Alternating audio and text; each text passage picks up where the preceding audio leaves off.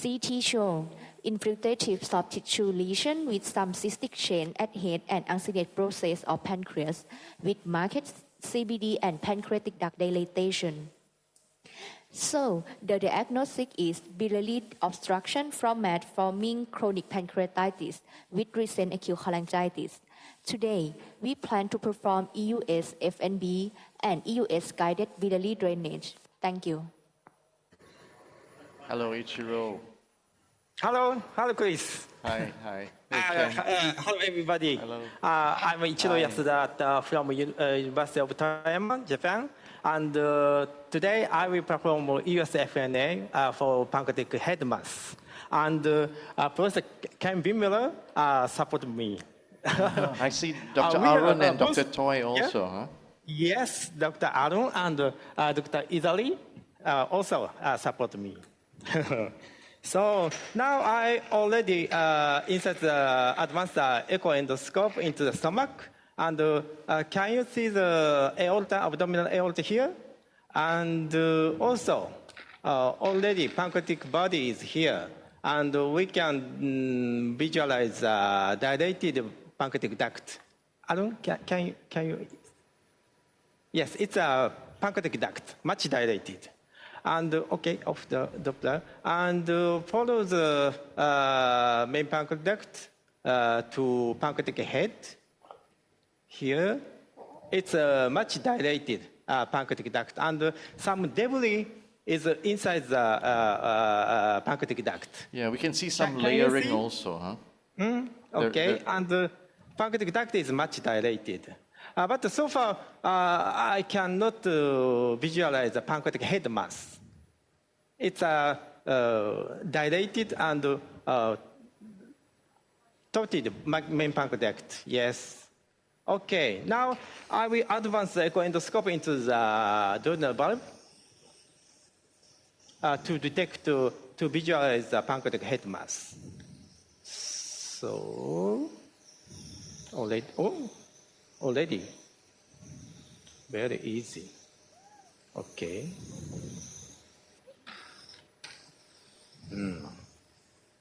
Oh, it's funny now. What's that? What's that? Yes. It's anastomotic site. I think. It's a pylorus. Huh? Yeah, now I understand. Yes. Okay, now into the duodenal valve. It's gallbladder. And yes, it's okay. It's a bile duct, should be.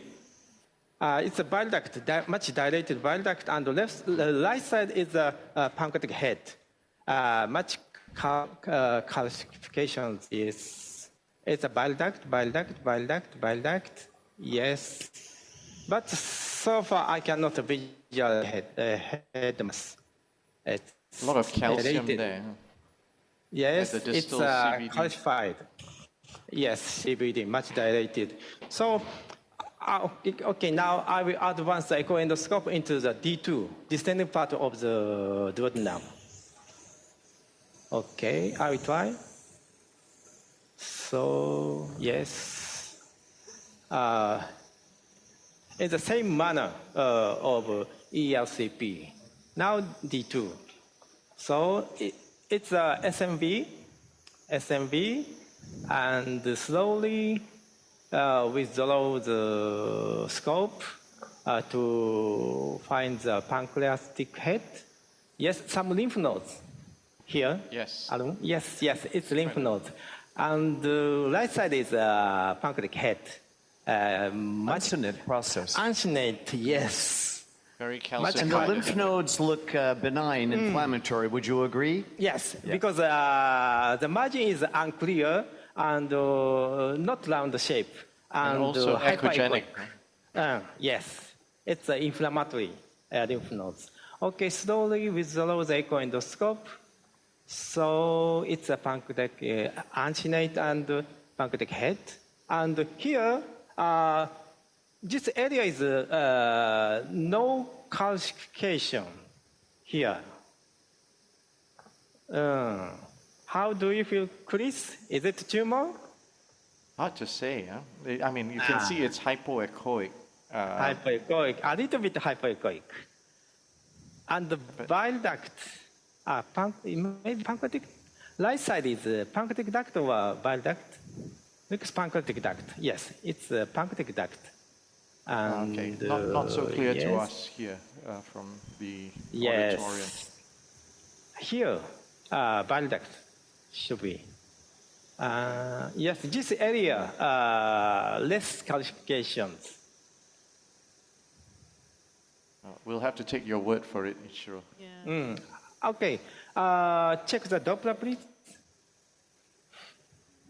Yes, no. What do you think, Ichiro? Does it look like a tumor, or is it more likely to be mass-forming? I don't think it's a malignant tumor. It looks like inflammatory mass. But we have a CA19-9 that's almost 1200. Yes, very high. So I asked about not that high. high CA19-9, I and see. apparently before the patient became jaundiced, before the bilirubin rose, the CA19-9 was normal. So the rise has been since he became jaundiced, and as you know, the CA19-9 can rise significantly in the setting of jaundice. So it's something to keep in the back of our mind, but of course, raises some concern about malignancy. And also duration of the disease is so long, so that would argue strongly against a malignant process. But it's a risk factor, chronic pancreatitis, calcific pancreatitis, for pancreatic cancer. Yeah, it is. It is. Yes. Yeah, the fact that it was normal before and now, 1900 perhaps is You just have to rule out. right. But Well, what you want to do. when we talk about something in the thousands, we really worry very hard about whether it's cancer. So what you definitely want to do is to repeat the CA19-9 after the drainage, bilirubin normalizes. Yes. Yeah. Yes. If it's still elevated, then you definitely need to be concerned. Yeah. Okay, now what shall we do? We should puncture this region or just follow, observe?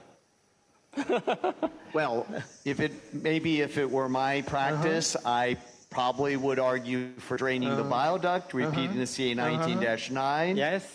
However, I mean, you can't argue against doing, and it's so safe and easy. And I think that's what they're requesting. I agree, but how about the audience? Okay, show of hands. Who thinks FNB should be done for this patient?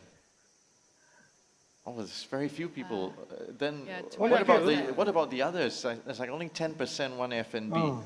The others, what else should we do? Should we just leave it alone? Who says we should not do FNB? And go straight to biliary drainage. Biliary drainage first. Okay. Only Dr. Agree? Point. Okay. So actually, of those who expressed an opinion, almost everybody is asking for FNB. Yes. Okay, your microphone's not on. First, check the Doppler. Hello? Yes, okay, please go ahead. Oh, yes, I can hold. Chris, can you see the collateral vessels? I think we should do it because, the patient has gone under procedure. It's a significant morbidity, mortality. The expert, he's in expert's hand, and, there's not much to lose. So I think doing an FNB now wouldn't do much harm. I agree with that. I certainly agree with what you said. And simply because, there is calcification, but it doesn't impair the visualization of the needle. So they are going to be able to do the FNB very safely in full view of the needle. So, and at the end of the day, the patient is here for clarification of diagnosis, not just treatment of the distal Kenneth, CB persuade him stricture. to go for it. Now, would the... Did you hear that, Ichiro? The advice was go for it. Chris, can you see the vessels above the It's Christmas time. Yes, yes. And, there's probably incipient portal vein thrombosis. Yes, perhaps. Yes. I mean, it really lights up there. Okay. So you have to take that into consideration, especially when you're using an FNB needle. Yep. Yeah. Can you find a window at all? So, but it's not a safe procedure because of much interposed vessels there. Okay. Okay. Now, could you maybe compromise and say, well, let's use a 25 gauge? 25. 25 gauge is better. Yes. Only for cytology, but yes. So Ken, if you use a 25, is it going to be a standard needle or a core needle? Well, it could be a core. It comes as a core too.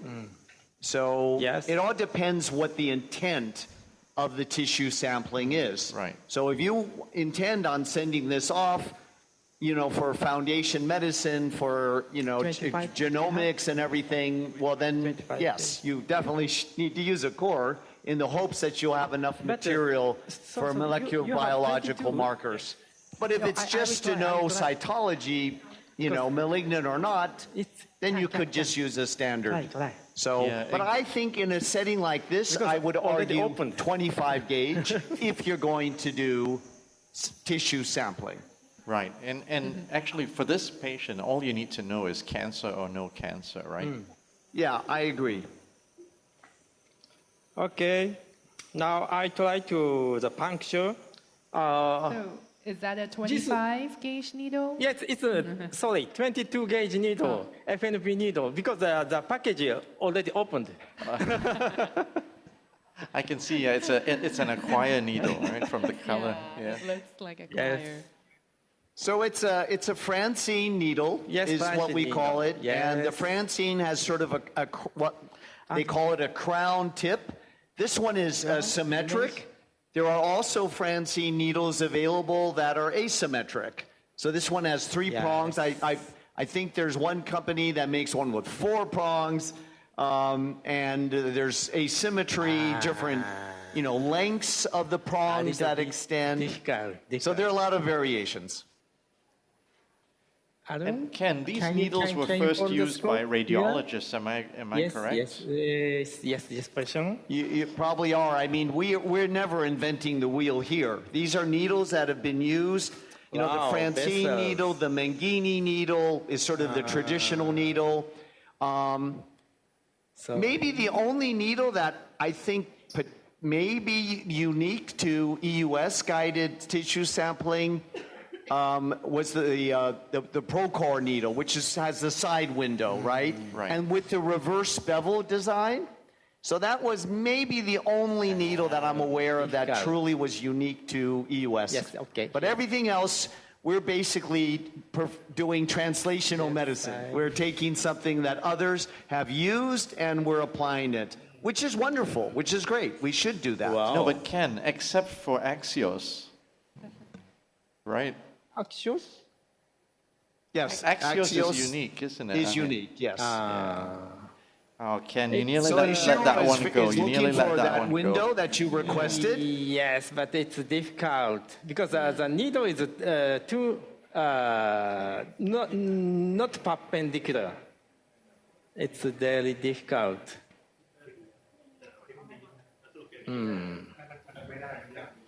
Some more. Okay, 25. 25 is better. Yes. Cannot bend the needle, so I change the needle to 25 gauge needle. It's more softer and can bend.